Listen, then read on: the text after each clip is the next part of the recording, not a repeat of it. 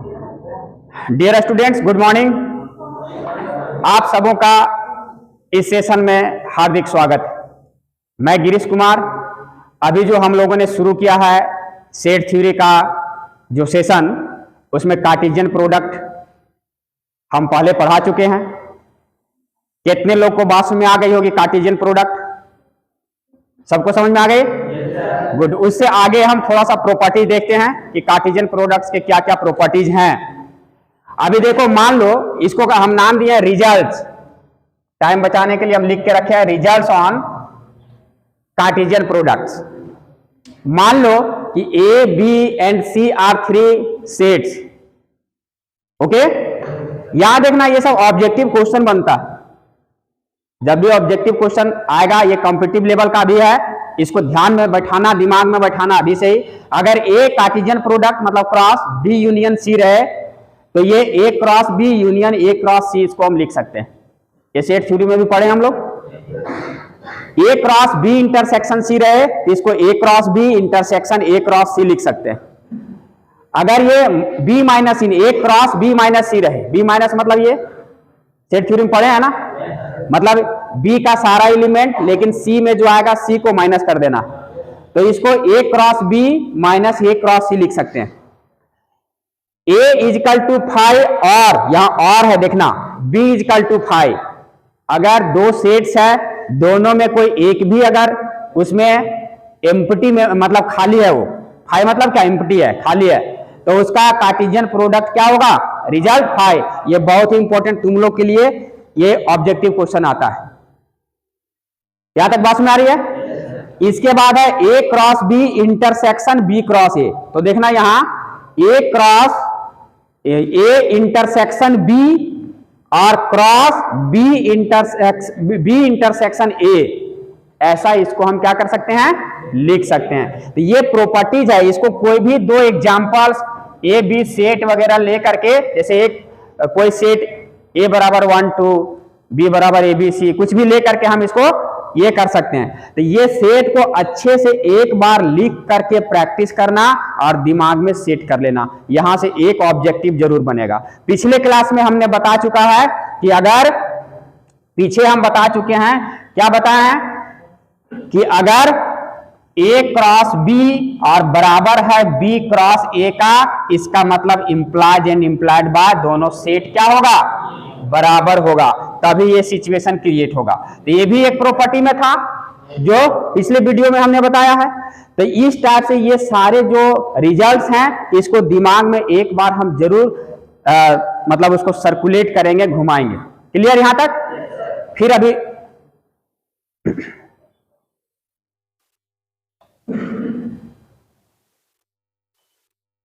यहां देखना, एक क्वेश्चन ऑब्जेक्टिव क्वेश्चन यहां से बनता है।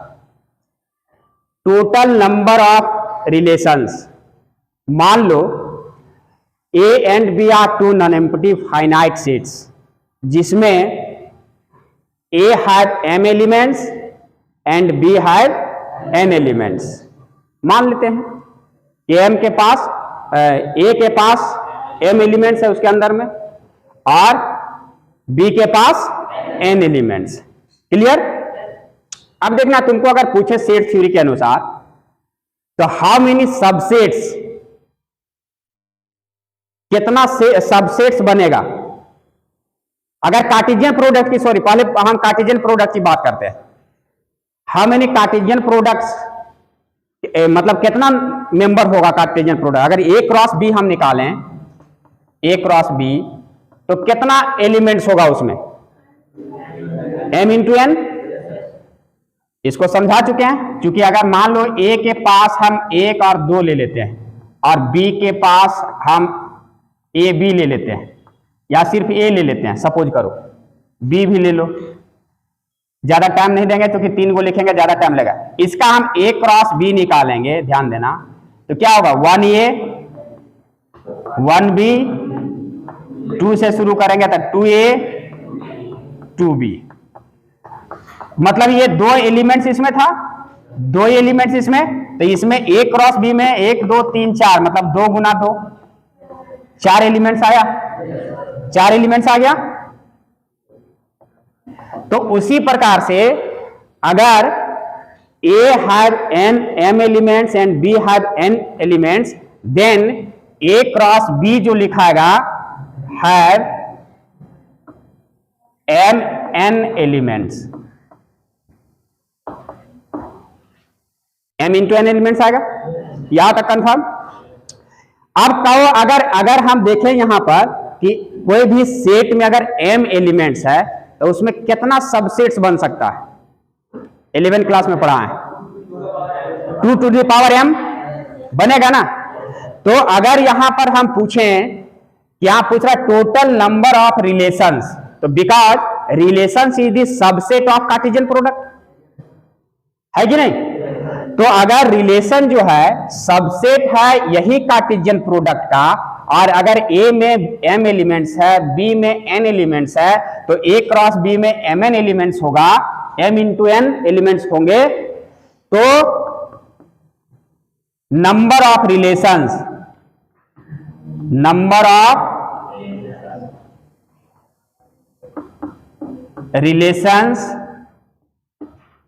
From A to B is equal to 2 to the power mn होगा, क्योंकि A क्रॉस B में कितना एलिमेंट्स आ रहा, और R जो होता है because R is the subset of the Cartesian product. अगर यहां पर A क्रॉस B लिए हैं, R क्या है? सबसेट है, तो सबसेट में टोटल नंबर ऑफ सबसेट जो होता है 2 to the power n होता है, मतलब n number of elements in the given set. तो एक R क्या है? सबसेट किसका? A क्रॉस B का। A क्रॉस B में कितना एलिमेंट्स है? mn elements. तो टोटल नंबर ऑफ सबसेट्स बनेगा 2 to the power mn, और यही टोटल नंबर ऑफ सबसेट जो हो जाएगा टोटल नंबर ऑफ रिलेशंस कह सकते हैं, इसको कह सकते हैं ना, because R is a relation.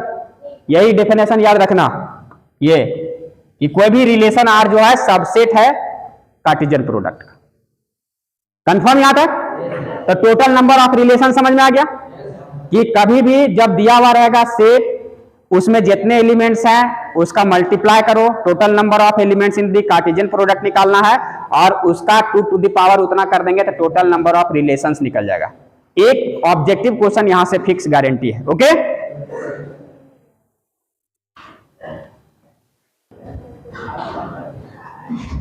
देखो यहां से भी एक क्वेश्चन बनता है, हर एक चीज जो पढ़ाएंगे यहां क्वेश्चन बनेगा वहां। ये ध्यान देना, एक वर्ड आया यहां domain and range of a relation. मान लो कि let R be a relation from a set A to a set B। Clear? तो अब कहेगा कि सेट और A और B है, तो जब भी हम यहां पर सेट में कार्टेशियन प्रोडक्ट या रिलेशन जब पढ़ेंगे तो पहले कार्टेशियन प्रोडक्ट आना ही आना है। तो जैसे ही रिलेशन यहां पर नाम ले लिए तो कार्टेशियन प्रोडक्ट आएगा। तो अगर नॉन एम्प्टी सेट्स है A और B तो उसका कार्टेशियन प्रोडक्ट हम लोग निकालना सीख गए हैं। तो जैसे कार्टेशियन प्रोडक्ट लिखते हैं तो कैसे लिखते हैं? पहले x कोऑर्डिनेट जैसे इस रूप में लिखाएगा, कार्टेशियन प्रोडक्ट जो होगा A क्रॉस B वो पहले यहां पर इस रूप में AB आएगा या जो भी आएगा इस टाइप से आएगा। इस चीज को यहां जो आता है इसको x कोऑर्डिनेट बोलते हैं, अगर हम जनरल कोऑर्डिनेट की भाषा में बात करें, ऐसा लिखना सिंपल याद रखने के लिए। और इसको हम लोग y कोऑर्डिनेट बोलते हैं, x कोऑर्डिनेट और y कोऑर्डिनेट। तो देखो दोस्तों, अगर कोई भी रिलेशन दिया हुआ है वहां से अगर हमको डोमेन लिखने के लिए देगा तो डोमेन का देखो यहां डेफिनेशन सिंपल से, एक बार ध्यान से सुनोगे लिखोगे तो जिंदगी भर नहीं भूलोगे।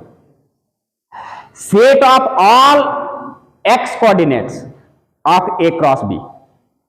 यहां पर जैसे यहां पर जितना भी A क्रॉस B में जो भी सेट्स आएगा उसमें x कोऑर्डिनेट में जो जो एलिमेंट आएगा, यहां पर मान लो कि L है, यहां M है, तो यहां पर देखो डोमेन अगर हम लिखेंगे तो यहां पर क्या आएगा? A आएगा, L आएगा, इस टाइप से आएगा। x कोऑर्डिनेट वाला जितना आएगा सब डोमेन में आ जाएगा। बात में आ रही है? रेंज हम बता रहे हैं यहां कि रेंज जो है set of all y coordinates of A cross B। जो A क्रॉस B है उसका y कोऑर्डिनेट्स, जैसे यहां पर B है, M है, इस टाइप से जो y कोऑर्डिनेट्स की जगह आएगा वो रेंज कहलाएगा।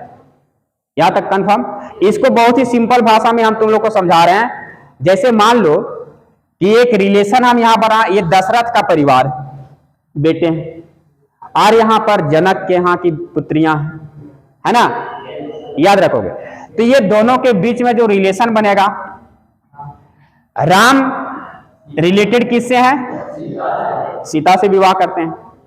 लक्ष्मण उर्मिला से, ये हमको लगता है इतना दूर तक हम लोग जानते थे, इतना बहुत लोग को पता नहीं होगा, है ना।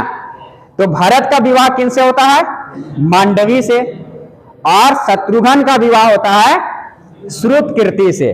शत्रुघ्न और श्रुतकीर्ति, देखिए भगवान जोड़ी बनाते हैं यूनिक टाइप, है ना। तो अगर ये दशरथ और जनक के परिवार के बीच में क्या बना जी? रिलेशन बना। अब यही रिलेशन बना हुआ, इसमें से अगर तुमको हम बोले कि डोमेन के मेंबर्स को लिखो, तो दिस इज द डोमेन। दशरथ मतलब डोमेन, बस में आ रही है। यहां सारा एलिमेंट्स इसका जो आ जाएगा, किस में आ जाएगा? डी में आ जाएगा, डोमेन में। मतलब राम आ जाएंगे, लक्ष्मण आ जाएंगे, भरत आ जाएंगे और शत्रुघ्न आ जाएंगे। क्लियर यहां तक? अब देखो रिलेशन जब बन गया है यहां जनक के यहां से, तो ये इसका जो एलिमेंट्स है, मतलब इसके जो मेंबर्स हैं, ये किस में आएंगे? रेंज में। क्या आएगा ये? रेंज में। तो अगर रेंज लिखने के लिए बोलेगा तो यहां पर इसका क्या लिखेंगे हम लोग? सीता, उर्मिला, मांडवी और श्रुतकीर्ति। बस में आ रही है? तो डोमेन और रेंज समझ में आ गया होगा मेरे विचार से। किसी को अगर दिक्कत है तो पूछो। नहीं है? Thank you.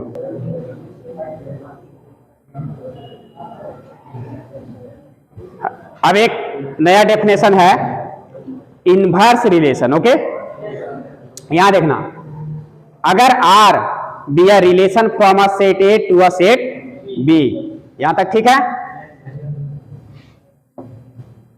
Set B, then the inverse of R, inverse of R is denoted by R inverse, यहां पर power -1, and defined as R inverse is equal to, यहां बी ए उलट जाएगा। अगर ए बी किसका मेंबर है? R का, तो बी ए मतलब एक्स कोऑर्डिनेट के जगह बी आ जाएगा और वाई के जगह ए चला जाएगा, तो वही ए, तो वो किसका मेंबर हो जाएगा? R inverse. Defined as R inverse is equal to B A if A B is the member of R. अगर ए बी आर का मेंबर है तो आर इनवर्स का क्या होगा? बी ए हो जाएगा, उल्टा हो जाएगा। क्लियरली, अगर ए बी मेंबर है आर का, implies and implied by B A member हो जाएगा आर इनवर्स का। इस एग्जांपल से समझो, ये ज्यादा समझ में आ जाएगा। यहां क्या है सो देखना। अभी हम रेंज में जब बात कर रहे थे तो दशरथ का परिवार राम, लक्ष्मण, भरत, शत्रुघ्न ये सब है, और जनक का परिवार सीता, उर्मिला, मांडवी और श्रुतकीर्ति है। रिलेशन बना राम, सीता, लक्ष्मण, उर्मिला, भरत, मांडवी और शत्रुघ्न, श्रुतकीर्ति। तो इसका डोमेन क्या था? दशरथ का परिवार, और जनक का परिवार इसका रेंज था। अब यहां देखना, अगर ये रिलेशन आर इनवर्स होगा तो ये उलट जाएगा। आर इनवर्स में यहां देखो लिखे हैं, तो ये जनक और ये दशरथ, तो यहां सीता राम से रिलेटेड है, उर्मिला लक्ष्मण से रिलेटेड है, मांडवी भरत से और श्रुतकीर्ति शत्रुघ्न से। अब बताओ कि जो इसका डोमेन था आर का जो डोमेन था, देखो राम, लक्ष्मण, भरत, शत्रुघ्न, ये इसका रेंज हो गया किसका? आर इनवर्स का। बस में आ रही है? और आर का जो यहां रेंज था वो आर इनवर्स के लिए क्या बन गया? डोमेन बन गया। तो मेरे ख्याल से इनवर्स रिलेशन समझ में आ गई होगी बात, कि अगर डोमेन ऑफ आर जो हो जाएगा रेंज ऑफ आर इनवर्स का बन जाएगा, और range of R domain of R inverse का बन जाएगा। ओके, तो ये इनवर्स रिलेशन हम दिमाग में यही रखेंगे कि अगर दो नॉन एम्पटी सेट्स है और R be a relation from set A to set B, then R inverse is denoted by R का power -1 and defined as BA if AB is the member of R। यहां तक बात में आ रही है? Inverse relation समझ में आ गया?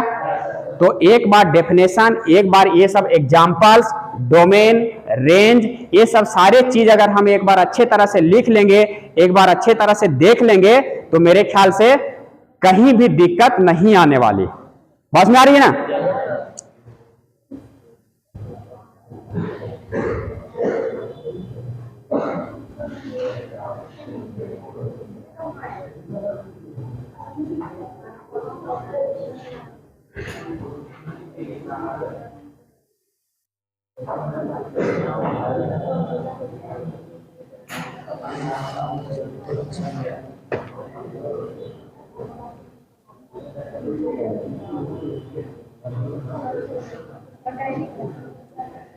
तो आज का सेशन दोस्तों यहीं तक, फिर मिलते हैं नेक्स्ट सेशन में। आप इसे अच्छे से करोगे तो हमें लगता है कि आप जो शुरू किए हैं टॉपिक्स, आपको अच्छे से समझ में आ रही है बात। आप अच्छे से पढ़ें, अपना ध्यान रखें। बहुत बहुत धन्यवाद। जय हिंद।